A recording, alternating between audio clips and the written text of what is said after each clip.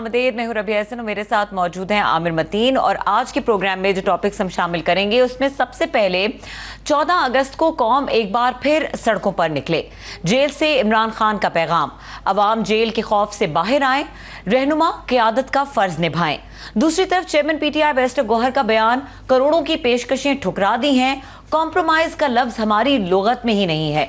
लेकिन साथ ही ये भी कहा कि हम इस पार्लियामेंट का हिस्सा रहेंगे। उधर बानी पीटीआई का मौकिफ है कि ज़िमनी इंतखाबात में हिस्सा लेना पार्टी वफादारों की पीठ में छुरा घोंपने के मुतरादिफ है। तो फिर सवाल यह है कि क्या पार्टी पॉलिसी में तजाद है या क़यादत में बाहिमी रवाबित का फुकदान। सियासी मंजरनामे पर करेंगे मुकम्मल तज्जिया। इसके अलावा बात करेंगे प्रोग्राम मुकाबिल का एजाज, अद्वियात की कीमतों में मुसलसल इजाफा, ट्रांसपेरेंसी इंटरनेशनल ने मुस्तफ़ा कमाल को खत लिखकर कीमतों में होशरुबा इजाफे पर तशवीश का इजहार किया। क्या हुकूमत अवाम को सस्ती अद्वियात फराहम कर पाएगी? इस आम मसले पर भी बात करेंगे आज के प्रोग्राम में। इसके अलावा बात करेंगे बिजली की ओवर बिलिंग पर। मुल्क गिर तहकीकात का आगाज, लाहौर में बड़े पैमाने पर जायद बिलिंग की तस्दीक, वज़ीर आज़म की हिदायत पर इंक्वायरी शुरू, अवाम का मुतालिबा मुल्क गिर निगरानी और जवाबदेही यकीनी बनाई जाए। और बैनुल-अक़वामी महाज पर बड़ी पेशरफ्त, ट्रंप का ऐलान कि वो सदर प्यूटन से बराह रास्त मुलाकात करेंगे। यूक्रेन तनाज़े पर आमने सामने मुज़ाकरात की तैयारी, क्या ट्रंप प्यूटन मुलाकात यूक्रेन जंग और अमरीकी पॉलिसी का रुख बदल सकती है? इस पर भी आज के प्रोग्राम में बात करेंगे। और आमिर साहब, स्टार्टिंग फ्रॉम दिस एक पॉलिसी शिफ्ट हम देख रहे हैं पिछले कुछ दिनों से, जिस तरह से Trump is being very aggressive, लेकिन अब एक प्यूटन के साथ मुलाकात होने वाली है। आपको लगता है कि कोई डिफरेंट आउटकम्स हो सकते हैं? प्यूटन के साथ जो मुलाकात का है वो तभी हो पाएगी अगर सारी यूक्रेन के मामले में उनका कोई पहले सेटलमेंट लोअर लेवल पे हो जाए, जो कि अभी वो जो अंग्रेज़ी में कहते हैं there are many a slip between the lip and the cup. तो अभी काफ़ी, क्योंकि प्यूटन जो है क्लियरली वो कह चुके हैं कि उनकी 2-3 शराइत हैं। एक ये कि वो जो कब्ज़े यूक्रेन के वो इलाके जिन पर उनका कब्ज़ा हो गया है वो बिल्कुल भी उसके लिए छोड़ने के लिए तैयार नहीं है। दूसरा, वो कहते हैं कि हर सूरत में यूक्रेन को अपनी न्यूट्रलिटी, नेटो की अंदर शमूलियत के मतलब यकीन दहानी करानी होगी। और इस दफ़ा पहले भी करवाई गई थी, मगर इस दफ़ा वो मीनिंगफुल यकीन दहानी होगी कि वो नेटो का हिस्सा नहीं बनेगा और वहाँ से तमाम अफवाज निकल जाएंगी। ये वो शराइत हैं जिसके लिए ट्रंप साहब के लिए भी मुश्किल है। ये पहले भी ये आता रहा है, तो इस पर अभी मैं इतना एक्साइटेड नहीं हूँगा। जब ये हो जाएगी मीटिंग और होने के बाद भी नतीजा देखना होगा कि मानते हैं कि नहीं मानते हैं। तो ये ट्रंप साहब की रोज़ की इस तरह की स्टेटमेंट्स की कोई वो उतनी वैल्यू नहीं रह गई। असल जो मसला है जो हमारे खित्ते के साथ हमारे लिए सबसे ज़्यादा अहम है वो इंडिया से रिलेटेड है और टैरिफ से रिलेटेड है। हमारी भी टैरिफ्स की तफसीलात अब आ गई हैं, मगर इंडिया के हवाले से कोई दिन ऐसा नहीं जाता जब ट्रंप की तरफ से पिछले कई दिनों और हफ्तों से एक सख्त से सख्त तज़हीक आमेज़ किस्म की ट्वीट जो है इंडिया के हवाले से आती है। पहले 25% टैरिफ किया गया, फिर पेनल्टी के साथ 50% कर दिया गया। एक 25% तो लागू हो गया है, बाकी दूसरा जो है 27 अगस्त से गलबन लागू होगा।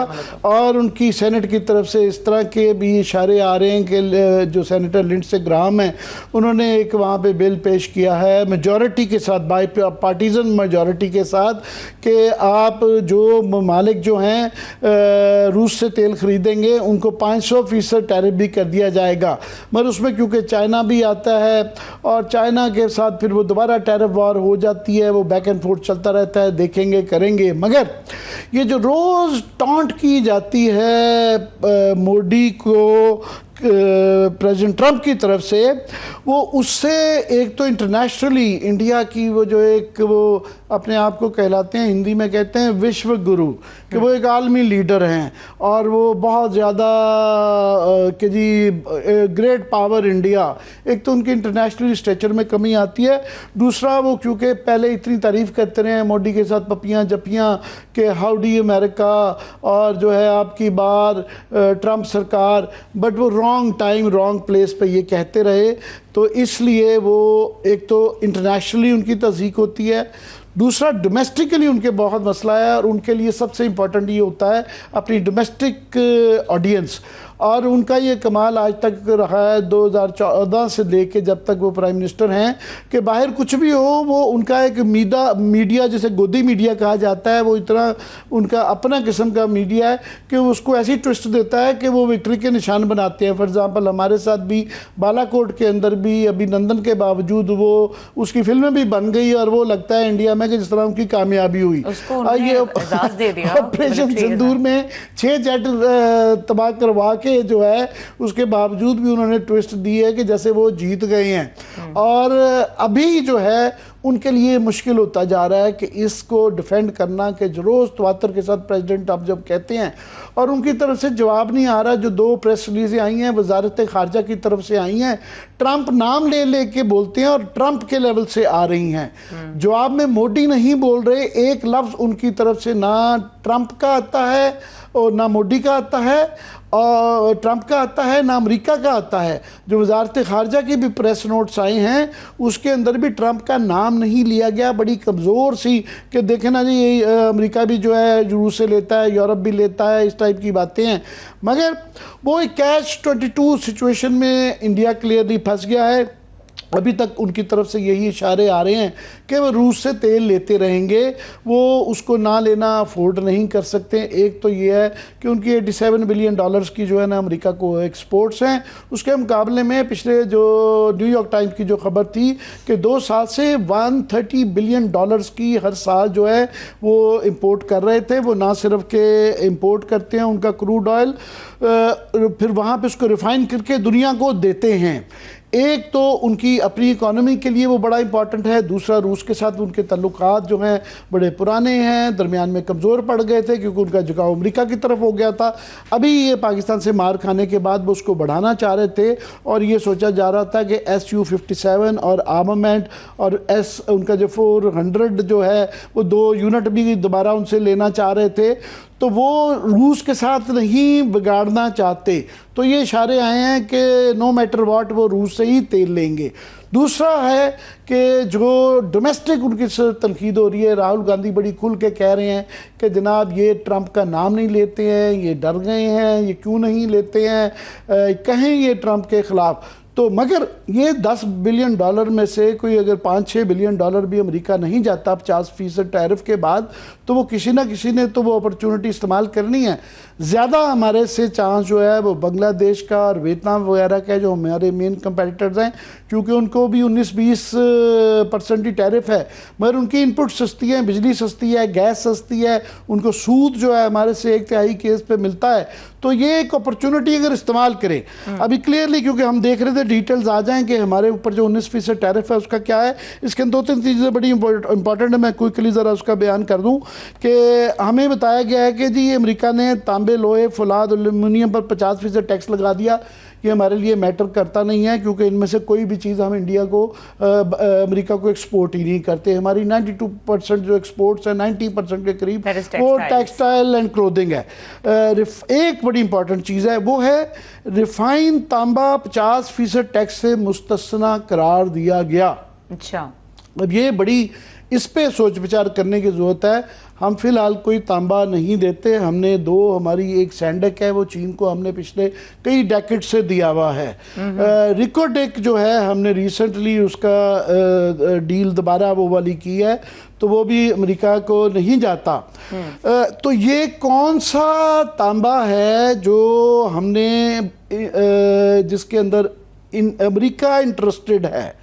तांबा जो है हमारे यहाँ तांबे के ज़खायर दुनिया के 5वें नंबर पे हैं। सो ये जो 5वें नंबर के ज़खायर हैं, ये 1-2 साल पहले एक खबर आई थी कि जी रिकोडिक के ब्लॉक्स और भी हैं और उनके लिए कंपनी बनी है जो वहाँ पे एक्सप्लोर कर रही हैं, जिनका सौदा पहले नहीं हुआ।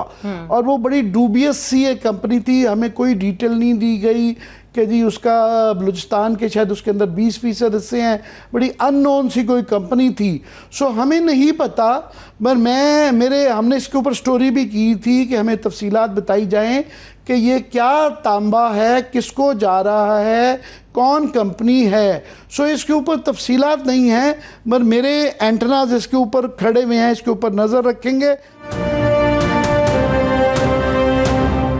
हमारे हमारे साथ मौजूद है रहनुमा पाकिस्तान तहरीक इंसाफ बैरिस्टर उमैर नियाज़ी साहब, उनको वेलकम करेंगे। अस्सलाम वालेकुम। वालेकुम अस्सलाम। जी नियाज़ी साहब, बहुत बहुत शुक्रिया, आपने हमारे लिए वक्त निकाला और स्टूडियो में आप हमारे आए।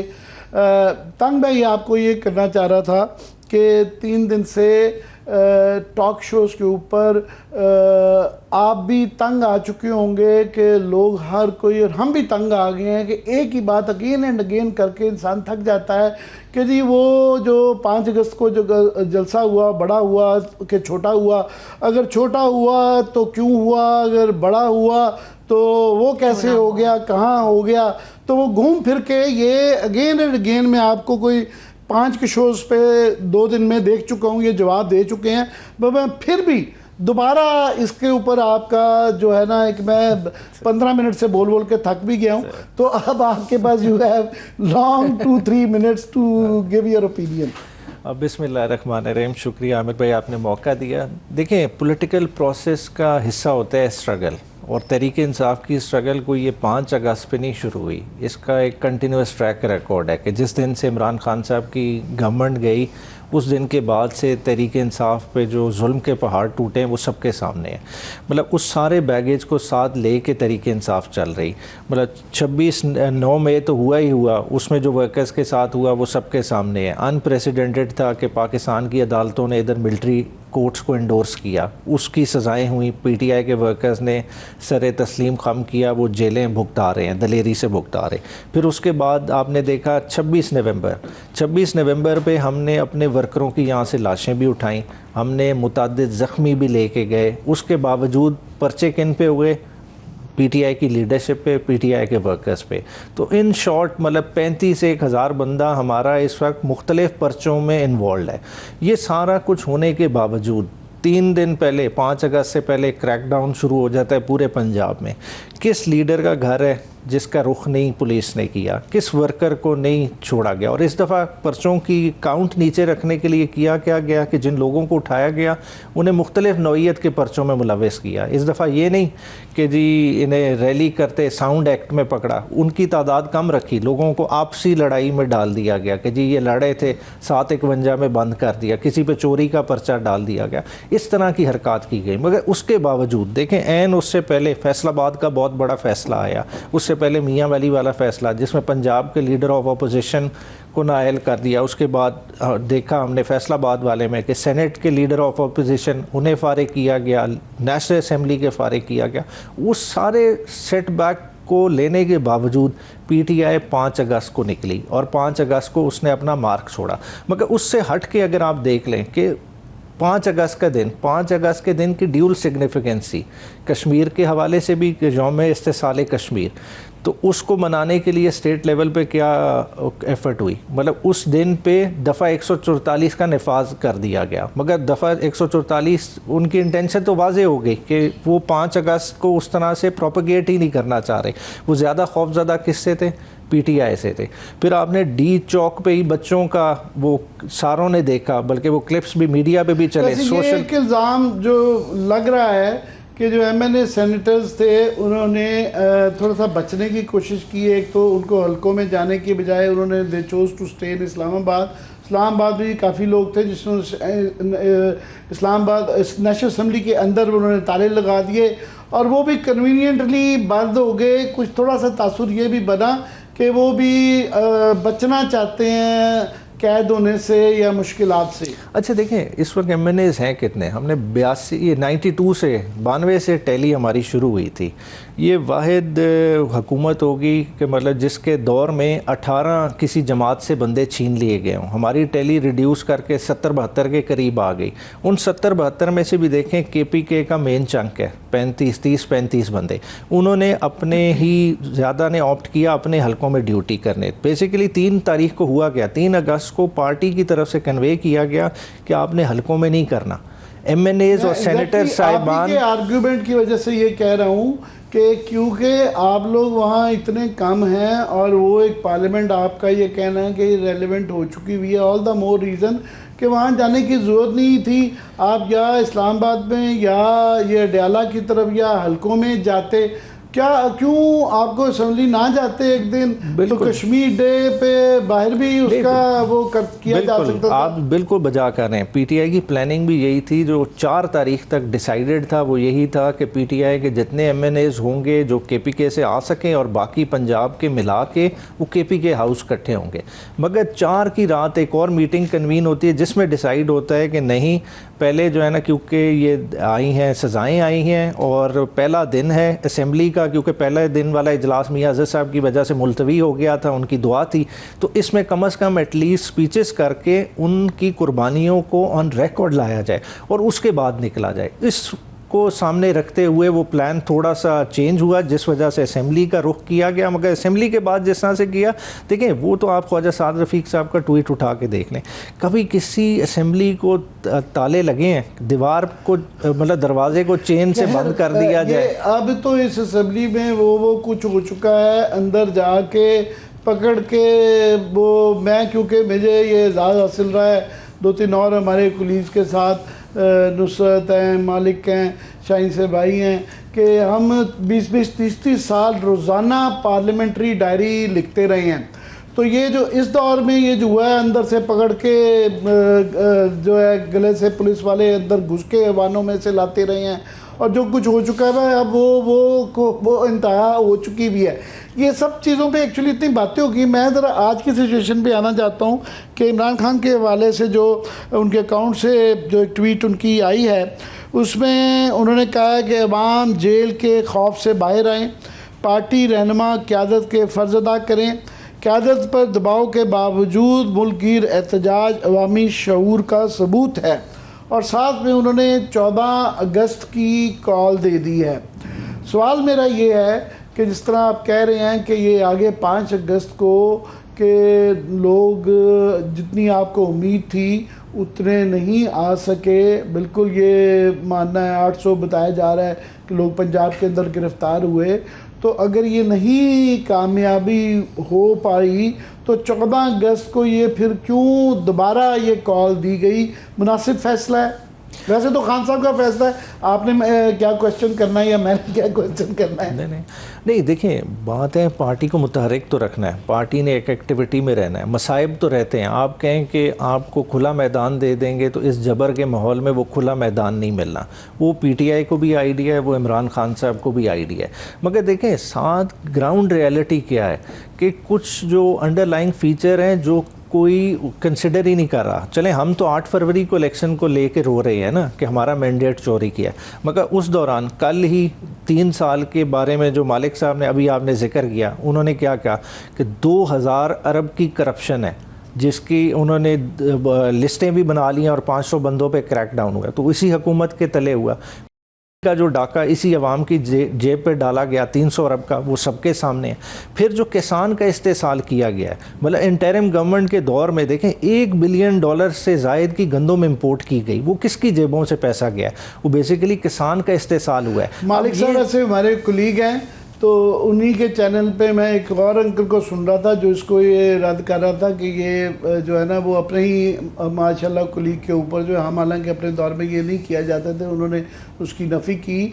मगर अगर ये लिस्टें बन गई हैं तो आपका क्या ख्याल है कि इसी हुकूमत में अपने ही लोग जो कि इस वक्त part and parcel of the government हैं, उन पे कोई हाथ डाल सकता है या डालेगा? देखिए, ये हाथ डालना, ये कोई ट्रांसपेरेंसी के लिए हाथ नहीं डाल रहा, ये बुनियादी तौर पे ये ग्राउंड ले किया जा रहा है 27वीं आईनी तरमीम के लिए। देखें आप और हम सब समझते हैं कि निज़ाम किस किस्म का है। देखें जो बेसिकली मिनिस्टर 2 दिन पहले ट्वीट करते हैं पूरी ब्यूरोक्रेसी के ख़िलाफ़ कि जी पुर्तगाल में अरबों डॉलर की प्रॉपर्टीज़ हैं, ड्यूल नेशनैलिटी हैं, ब्ला ब्ला सारी चीज़ें किस्से की, उन्हीं ने इसी हाइब्रिड निज़ाम की भी तो तारीफ़ की हुई है और पूरा प्रचार उसका किया कि हमें 90 की दहाइयों में इस तरफ चला जाना चाहिए। तो ये सारी चीज़ें पहले ये भी असम्बली के फ्लोर पे जो है कहा हुआ है कि मेरे जो है ना कोई भी आमरीत के ख़राबी होती है और मेरे वालिद साहब वो भी अगर किसी आमरीत के हिस्सा थे तो मरहूम वालिद साहब भी गलत थे। तो वो उनके स्टांस जो है ना, ख्वाजा आसिफ साहब का मैं नाम लेता हूँ, वो तब्दील होता रहता है, मगर सही जारी रखिएगा। मगर अब देखें ये हो क्या रहा है, देखें हमें जितना दबाना था दबा लिया, अब दबने की बारी इनकी आई हुई है। ये पता नहीं माइनिंग के जो काम होते हैं ये सालों और दहाइयों के होते हैं, क्रिप्टो भी जब होगा तब होगा, मगर ये तो आप दाद तो देनी पड़ती है। आमिर भाई नहीं, आप ठीक कह रहे हैं, मगर इसमें एक चीज़ का जो है ना डिफ़ाइन करने की ज़रूरत है कि इस सारी गेम में शिकारी कौन है। हम समझ रहे हैं कि हमने घेर लिया है, अब ये ना हो कि उन्होंने हमें घेर लिया। आप कह रहे हैं we are not the hunters, we are the prey. अच्छा, मैं एक और जो है बड़ा इंपॉर्टेंट है इशू कि खान साहब ने ये जो बयान दिया है कि जिन अरकान असम्बली को नायल किया गया उनकी नशिस्तों पर कोई इंतखाब नहीं लड़ेगा, ज़िमनी इलेक्शन में हिस्सा लेना पार्टी वफादारियों की पीठ में छुरा घोंपने के मुतरादिफ होगा। ये मैं as a student of politics जो है, हम 85 से देख रहे हैं कि उस वक्त भी बेनज़ीर भी मानती थी कि वो गलती थी, और हमने हर दौर में ये देखा है कि जब भी कोई भी कैंडिडेट या पॉलिटिकल पार्टी जब अपनी ग्राउंड छोड़ती है, चाहे वो हार भी जाएं, तो पार्टी में अभी आपने जिस तरह कहा कि हमने एक्टिव थोड़ा सा रहना होता है, तो ये कभी भी पॉलिटिकली कोई अक्लमंदी नहीं समझी जाती। शायद उनको बड़ी महदूद क्योंकि मशवरा पहुंचता है, तो पता नहीं उनके वैसे पहले भी इस तरह के कुछ क्वेश्चनेबल डिसीजंस रहे हुए हैं, जिस तरह की मैं समझता हूँ कि पी की पिछली दफ़ा असम्बली से रिज़ाइन करना शायद इतना दानिशमंदाना नहीं था। आप समझते हैं ये दानिशमंदाना फैसला है? अच्छा, जो पार्लिमानी पार्टी की पल्स है, देखें इस पे 2 बैठकें हो चुकी हैं और दोनों दफ़ा पार्लिमानी पार्टी की ओपिनियन यही रही है, बल्कि जो इफेक्टिव्स थे वो भी उसमें मौजूद थे कि हमें इलेक्शन लड़ना चाहिए।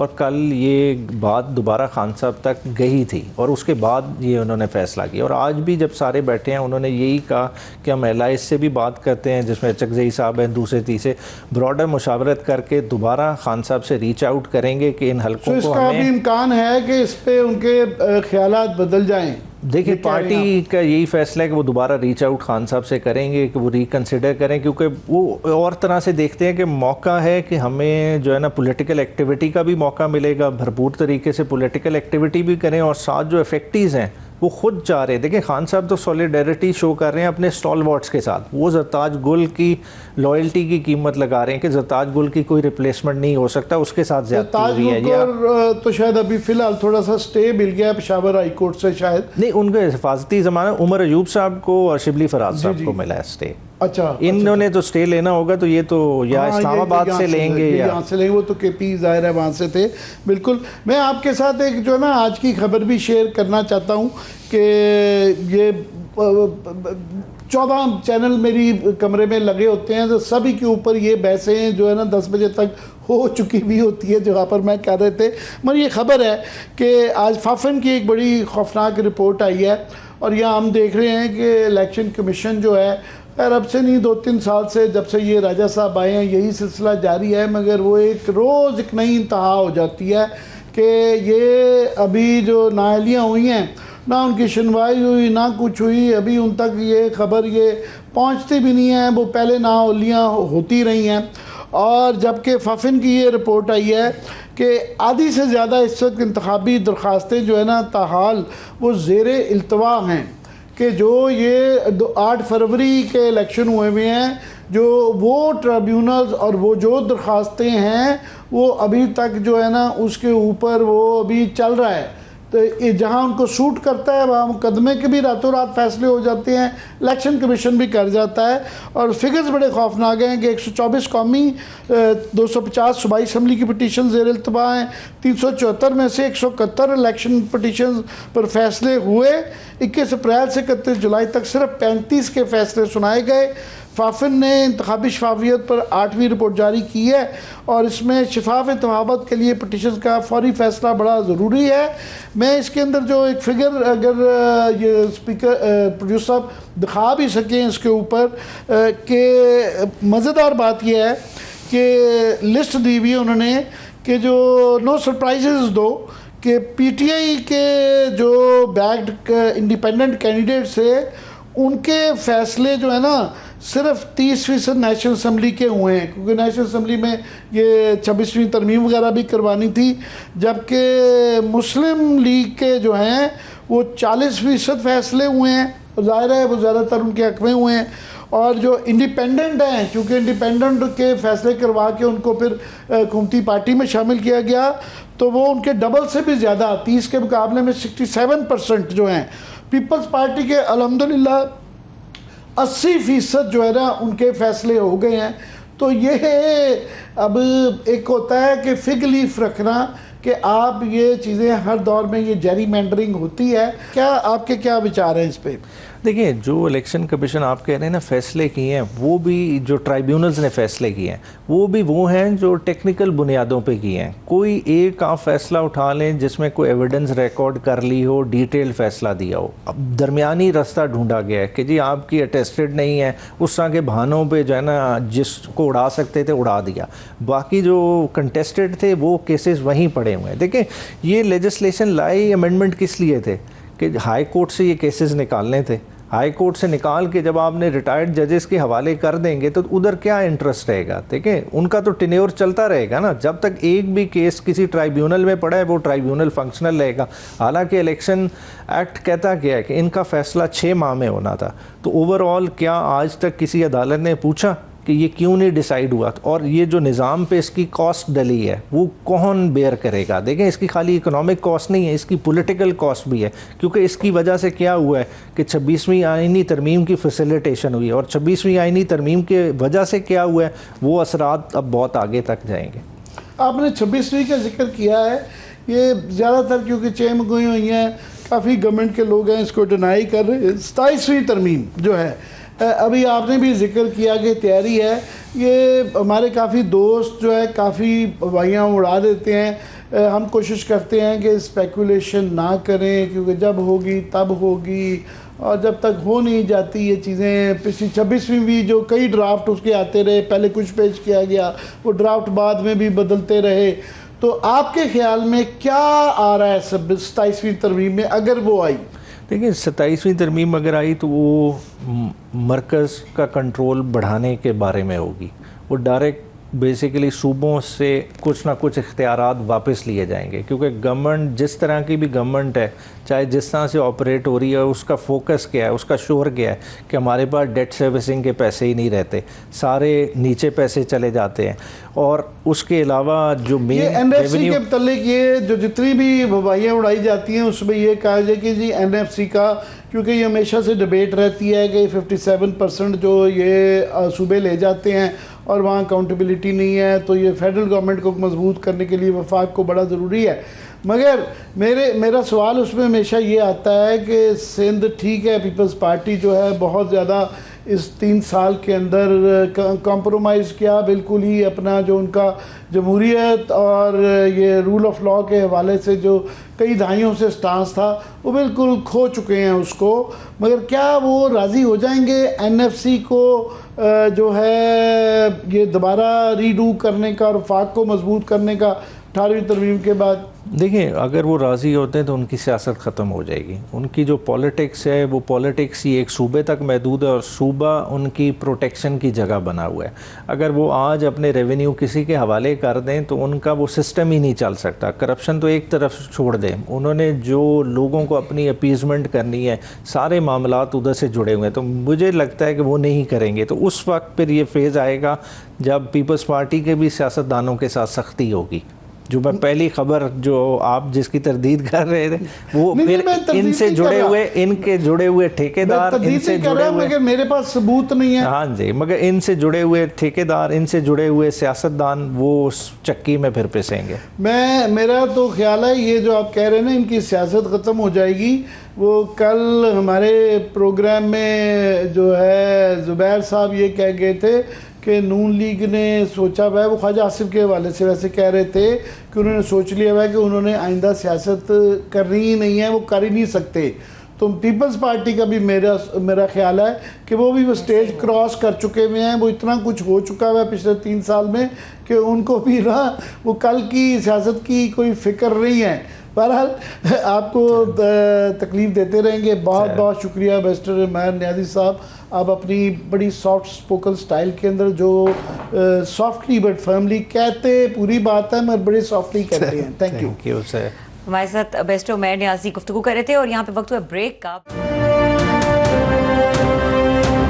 Welcome back. और आमिर साहब बात करेंगे, हमने स्टोरी ये की थी और इससे पहले भी आप मेडिसिन के ऊपर बात करते रहे, ख़ास तौर पे ये जो केयर टेकर गवर्नमेंट की डीरेगुलेट जिन्होंने प्राइसेस को किया, उसके बाद से एक हमने देखा अनरियलिस्टिक स्पाइक, और फिर अब ये अवाम को जो एक मेरे ख्याल से आखिरी कोई चीज़ रह जाती है, इलाज है, वो भी उनको नहीं अब मिल रहा सस्ता, या दवाइयाँ भी नहीं सस्ती मिल रही। जी, वो हम ये इस पे मुतअद्दिद प्रोग्राम कर चुके हैं। ये कल परसों हमने दोबारा ये जसारत की, क्योंकि माफियाज पाकिस्तान में जो इतने हैं और उनको कोई पकड़ने वाला नहीं है।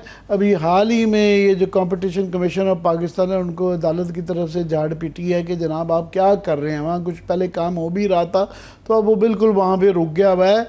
मगर दवाइयों का सबसे खौफनाक जो है ना मैं कार्टेल है ये जो है, और दवाइयाँ एक ऐसी चीज़ है ख़ास तौर पे गरीब आदमी के लिए कि लाइफ डेथ के जान का मसला होता है, और ख़ास तौर पे जो लाइफ सेविंग ड्रग्स हैं उनकी भी जो है ना इतनी 4-4 हज़ार% बढ़ गई है, और उसको डीरेगुलेट गवर्नमेंट ने कर दिया है।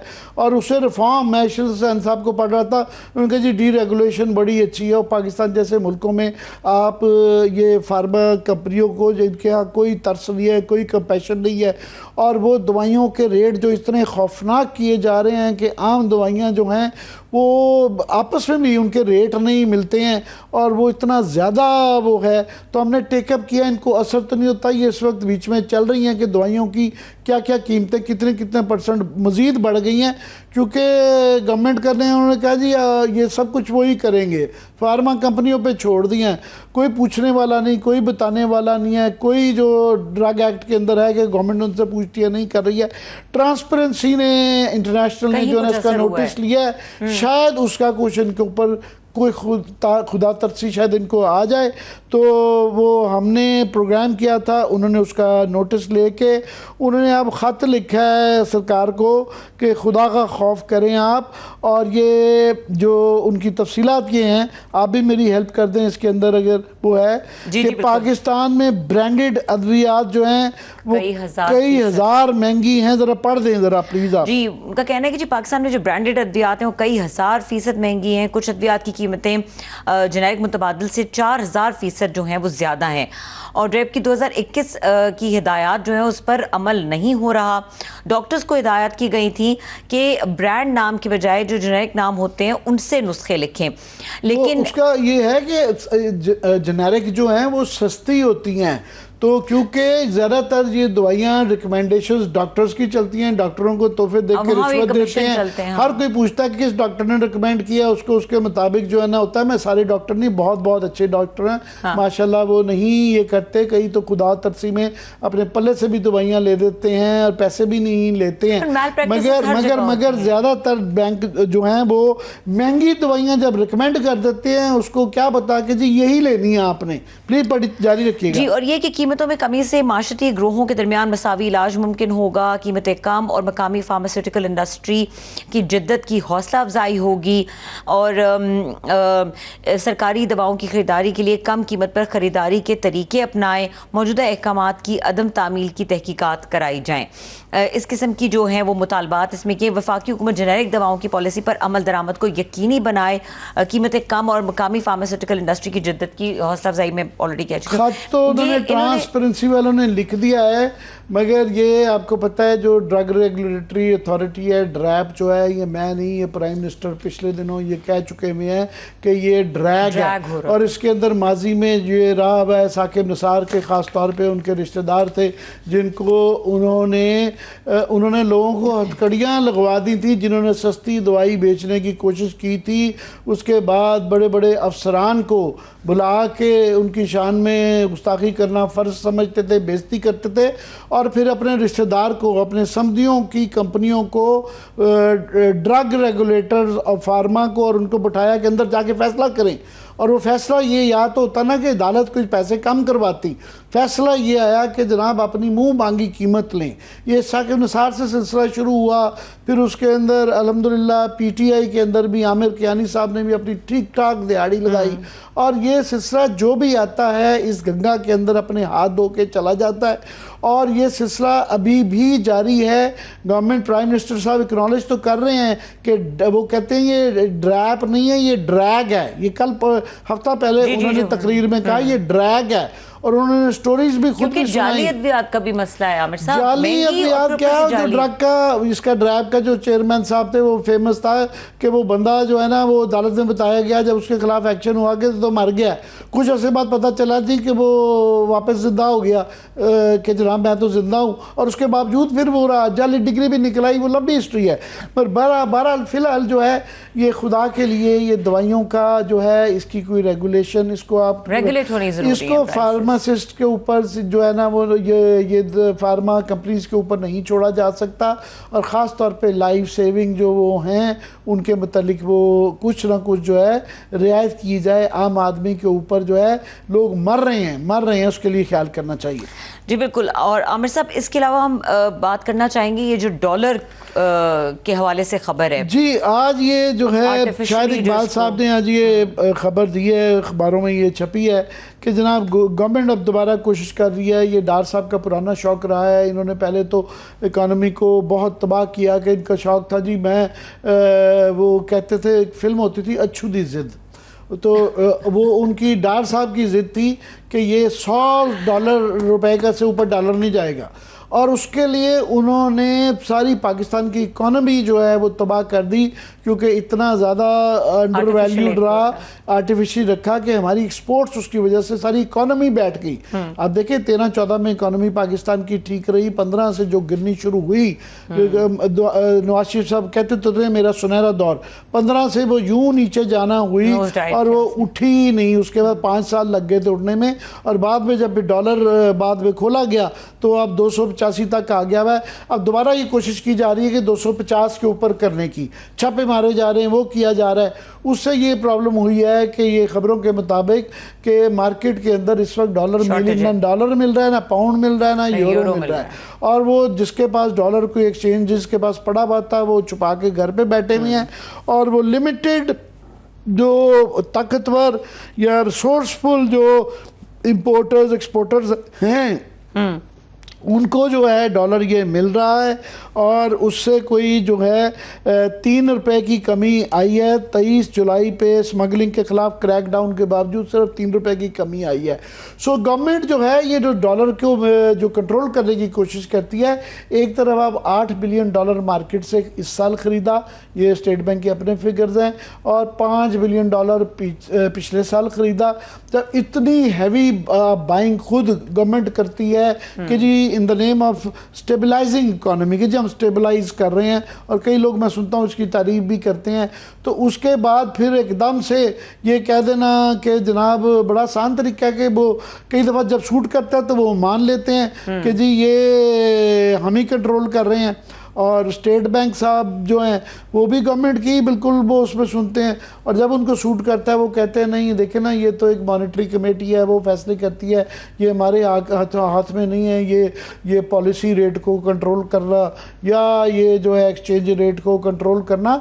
ऑफ कोर्स ये टैक्टिक्स काम नहीं आए हैं। सब यही कह रहे हैं कि इसकी जो एक्चुअल प्राइस है 281 होनी चाहिए। This is total artificial pricing जो इस वक्त हो रही है, and this is the reason कि ये इसके रिपरकशंस आएंगे। मैं आपकी इजाज़त से क्विकली जो एक और बड़ी क्विकली स्टोरी मैं कर दूं कि ये जो किसानों के हवाले से नहीं ये वो लंबी कहानी है। हाँ। तो ये टाइम क्योंकि शायद महदूद है, तो ये बिजली की ओवर बिलिंग के ऊपर जो है ना ये हर आदमी जो है ना आजकल रोता है कि उसकी जो है ना बिल्स जिस तरह आते हैं, लोग गर्मी में बैठे रहते हैं, वो एयर कंडीशनर दूर की बात है, पंखा बत्तियां भी बुझाते फिरते हैं बेचारे, और जो है इतनी वाफर बिजली होने के बावजूद कई जगह लोड शेडिंग भी हो रही है, और सोलर बेचारे जिनसे वादा किया था लगाया था वो अभी ये तहकीकात गवर्नमेंट ने खुद करवाई है, और पता चला है कि लस्को के अंदर ख़ास तौर पर बड़े पैमाने पर पता चला ओवर बिलिंग से मुराद है कि लोगों ने इस्तेमाल नहीं की बिजली, धोखे के साथ उनके ऊपर बिलों के अंदर जो है ना उनको ज़्यादा बिल भेज दिए गए हैं